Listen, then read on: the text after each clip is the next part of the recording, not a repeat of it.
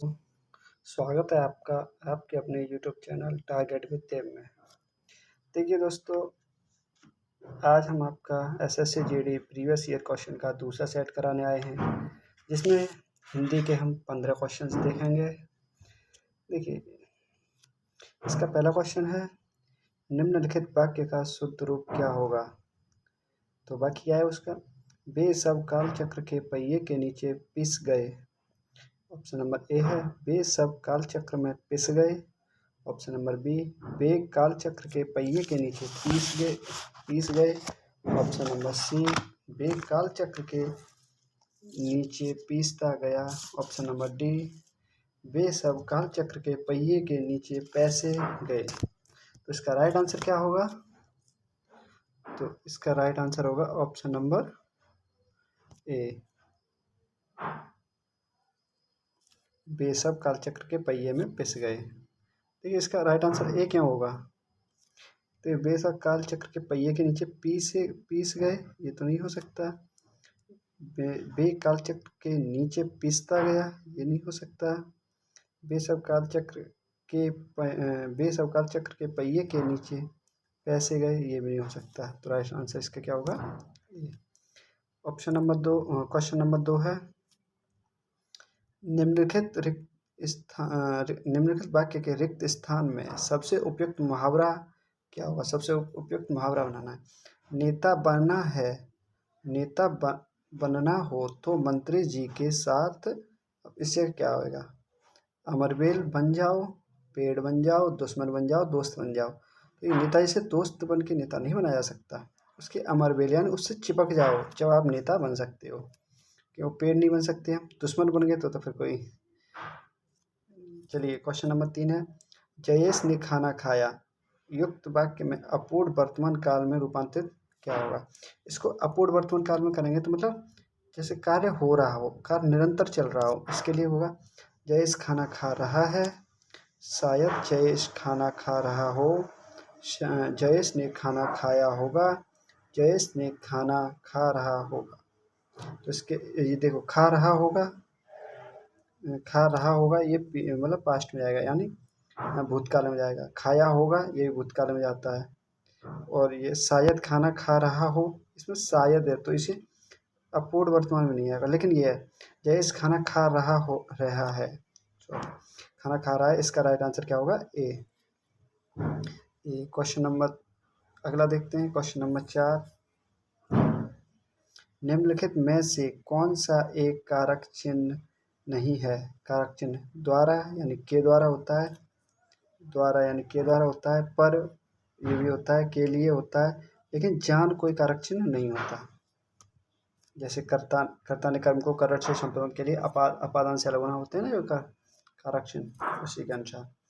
देखिए, next question है, निम्नलिखित वाक्य के रिक्त स्थानों की पूर्ति उपयुक्त एकार्थी शब्द युग्म द्वारा कीजिए। जैसे आदमी की सुमुहूर्त उसे सफल बनाती है, या आदमी की दीपक उसे, आदमी की लगन उसे, आदमी की ताजा। देखिए, इससे करेंगे तो आदमी की दीपक नहीं होता, का दीपक होता तो चल भी जाता। सुमुहूर्त, आदमी की सुमुहूर्त नहीं, आदमी की लग्न ये हो सकता है, आदमी की ताजा नहीं, आदमी की ताजगी होता तो चल भी जाता। कि लग्न उसे सफल बनाती है, वही सफलता उसका लग्न योग्य है। तो ये ऑप्शन नंबर सी इसका राइट आंसर है। चलिए, नेक्स्ट क्वेश्चन है, कर्म के आधार पर क्रिया के दो भेद हैं। कर्म के आधार पर देखिए, गुणवाचक सार्वनामिक नहीं होता, एक कर्मक द्वय कर्मक नहीं होता, सयाति विजाति नहीं होता, लेकिन ये अकर्मक और सकर्मक ये दोनों होता है। देखिए, नेक्स्ट क्वेश्चन है, मनुष्य को किसी के प्रति दोष नहीं रखना चाहिए। इसमें उपयुक्त वाक्य उपयुक्त द्वेष के स्थान पर उपयुक्त समानार्थी शब्द, यानी इसका पर्यायवाची बताना किसका, द्वेष का। तो द्वेष का पर्यायवाची कहाँ होगा। मनुष्य को किसी के प्रति ममता नहीं रखनी चाहिए, मनुष्य को किसी के प्रति ईर्ष्या नहीं रखनी चाहिए, या मनुष्य को किसी के प्रति क्रोध, मनुष्य को किसी के प्रति प्रतिशोध का भाव नहीं रखना चाहिए। तो इसका राइट आंसर क्या होगा, ईर्ष्या नहीं रखनी चाहिए। यानी द्वेष का वो क्या होता है पर्यायवाची, इस द्वेष का इसका पर्यायवाची क्या हो गया हमारा? ईर्ष्या, ईर्ष्या। ठीक है। नेक्स्ट क्वेश्चन क्या है? सरस्वती के पर्यायवाची शब्द के वाक्य की पूर्ति कीजिए। यानी अब हमें ना सरस्वती का पर्यायवाची शब्द बताना है। प्रातःकाल इस जगह हमें बनना है। का स्रोत पढ़िए। तो सरस्वती का पर्यायवाची शब्द क्या होता है? उमा नहीं होता, कांता नहीं होता, धात्री नहीं होता। उमा किसका होता है? उमा किसका होता है? आप कमेंट बॉक्स में बताएं। कांता, धात्री, लेकिन ये शारदा है वो सरस्वती का पर्यायवाची है। शारदा किसका? सरस्वती का पर्यायवाची। देखिए, सारे शरीर की हड्डियां का ढांचा वाक्यांश के लिए सार्थक शब्द क्या होगा? तो शरीर की हड्डियां या कंकाल या हड्डियों का ढांचा या मांसपेशियां। देखिए, सारे शरीर की हड्डियां, जो हमारे शरीर की हड्डियां होती है ना, उसको हम कंकाल बोलते हैं। क्या बोलते हैं? कंकाल। देखिए, नेक्स्ट क्वेश्चन क्या है हमारा? जो इंद्रिय से परे हो, वाक्यांश के लिए सार्थक शब्द क्या है?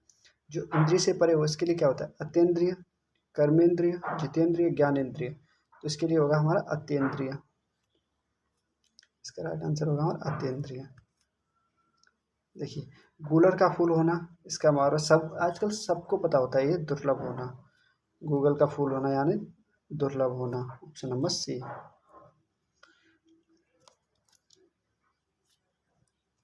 नेक्स्ट है चैन की बंसी बजाना।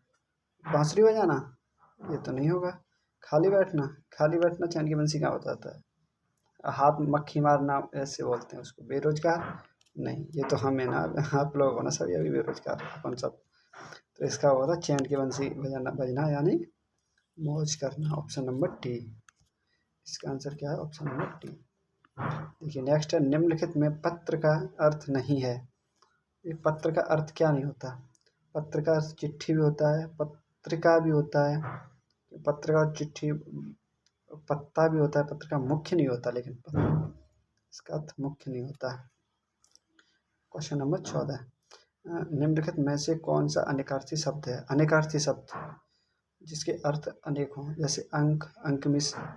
अंक एक तो गिनती वाला अंक होता है, एक अंकमिश गोद होता है, एक गिनती वाला अंक होता है ना? तो इसी प्रकार तो ये हमारा अंक होगा इसका आंसर। लेकिन दोस्त नहीं होता, कबूतर का भी नहीं होता, परिवार भी नहीं। नेक्स्ट आंसर क्वेश्चन क्या है हमारा? नेक्स्ट क्वेश्चन है निम्नलिखित में से शुद्ध वर्तनी वाला शब्द कौन सा है? इसमें शुद्ध वर्तनी वाला शब्द बताएं आप। देखिए, अभिनेट, अभिनेता, अभिनेता या अभिनेत्रा। करेक्ट आंसर होगा आपका अभिनेता। ऑप्शन नंबर बी, अभिनेता। Option number B. देखिए, मैं ऐसे आप लोगों को बता दूं। देखिए, एसएससी जीडी के लिए ना हम, आप लोग अगर कहें तो हम चैप्टर वाइज भी हिंदी करा दें। अगर आप लोग कमेंट करके बताएं, अगर आपको चैप्टर वाइज चाहिए हिंदी तो आप कमेंट करके बता दें। अन्यथा ये प्रैक्टिस सेट तो डेली चल रहा है।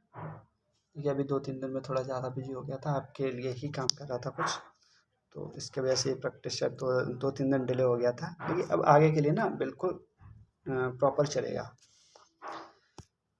चलिए दोस्तों, मिलते हैं फिर अगली क्लास में। तब तक के लिए स्वस्थ रहें, व्यस्त रहें।